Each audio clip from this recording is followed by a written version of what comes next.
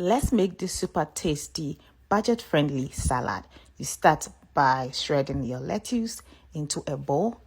Next, you clean up excess water from the lettuce. Then you cut in your cabbage in any shape or form. Once that is done, add in your cut tomatoes.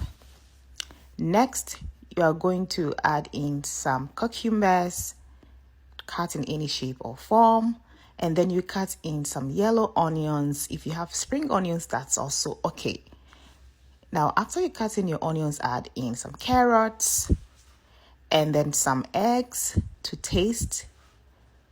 The next will be to add in some baked beans, and my preferred baked beans is Heinz all the time. I love it. It's super tasty than other baked beans that I've tasted.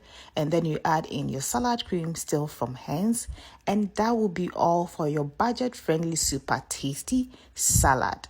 That's all for today. I hope you enjoyed this video. Please follow for more recipes. Bye.